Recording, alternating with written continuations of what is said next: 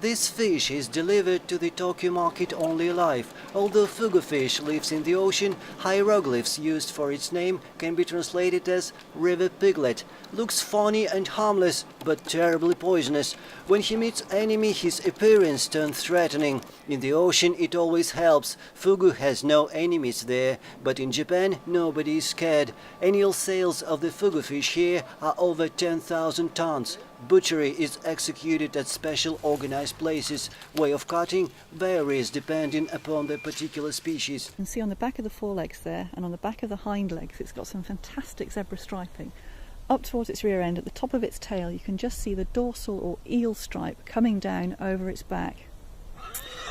And if you'll turn round, you should be able to see a lovely two-tone blonde and dark mane and a really fantastic sort of mouse brown dun coat colour. These again are primitive characteristics and indicators that they're a really hardy wetland specialist breed. Harold the hyena is back. That's why the bird's getting twitchy.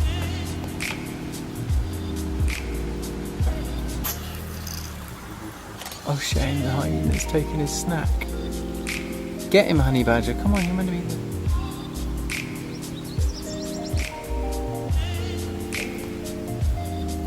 He's stolen it. Yeah, I can't see anything though.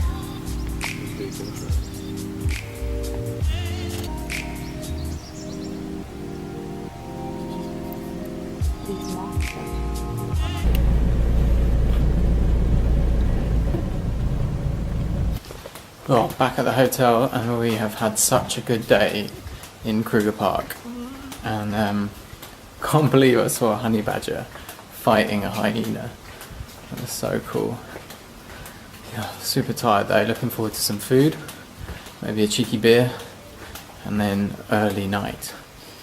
Okay, I've been told there's a leopard out here somewhere, outside our room. Look. I can't see him anywhere.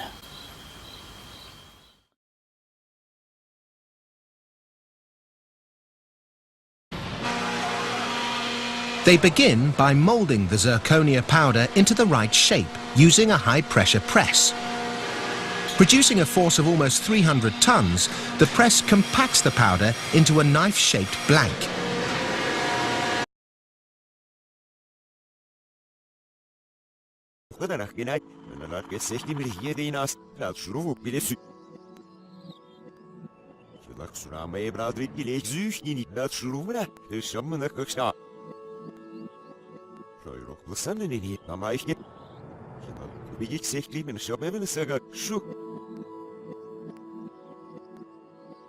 İsimler borçlarının darbelerinden daha sert ve daha fazla.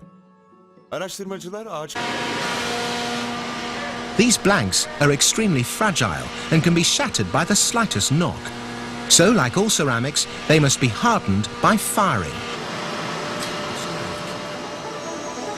The end result is an extremely hard blade, which is tougher even than the strongest steel equivalent.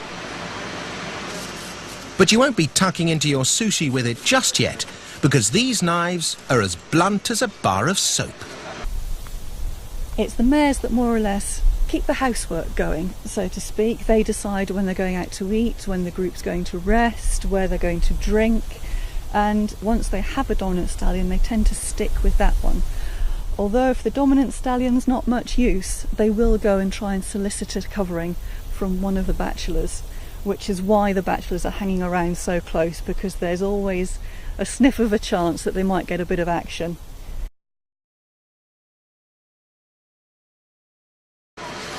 So, to add the all-important cutting edge, Kyocera have turned to the skills of traditional craftsmen. Meet the master.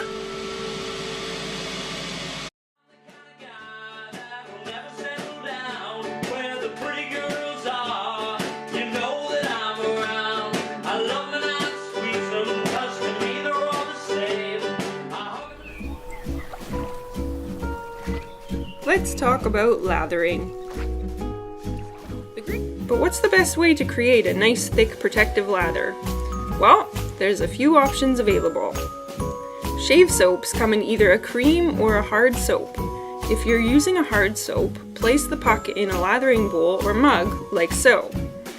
Or if you're using our all-natural handmade soap, you can just keep it in the tin. We usually recommend covering the puck in some hot water for about 30 seconds. This just allows the soap to soften up a bit so it will be ready for your brush. Soak the bristles of your brush under warm tap water until they are saturated.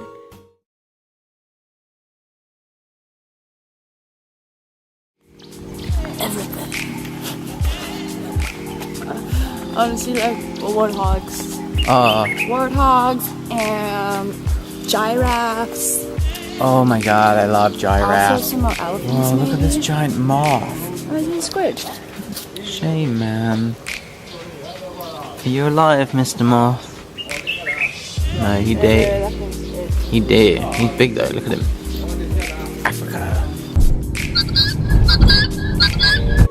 Make sure the bristles are pointing down. Shake most of the water off the brush and dump out the water from the tin.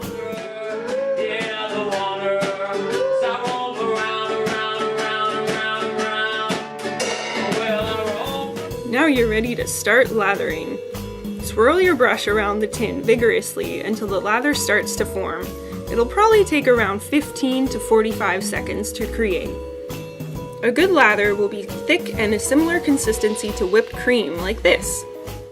So now let me show you a really, really beautiful one that you're gonna just think is amazing. This is one that I did not do, but I could have done. So let's go back to the cam. And now what happens if I cut askew like that? You see a beautiful oval, and that oval is an example of what's called an ellipse. And so that's an example of an ellipse. Really, really neat. So that's kind of fun, isn't that? Okay, so that's an ellipse. It's a generalization of the circle, if you will. If you're using a cream, put a nickel-sized amount into a bowl and repeat the previous steps. Good! You did that like a pro. I just don't know which one I want to get.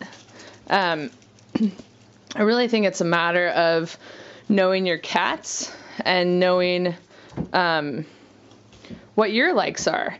So, I mean, if you're more of a natural person with hemp and all that kind of stuff, I mean, these are not materials that you're going to worry about your cat sinking his teeth into or her teeth into.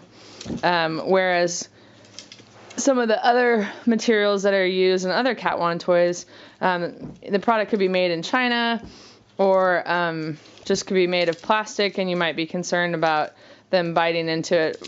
But again, Charlie and Trig don't ever bite into the wand toys, so it just depends. Now it's time to apply the lather to your skin. Before starting, you'll want to make sure that your skin is damp. Well done, wet shaver. You're now ready to start shaving.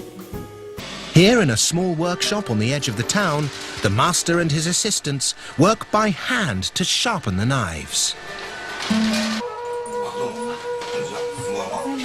We just hope they don't find a fingernail in the teriyaki.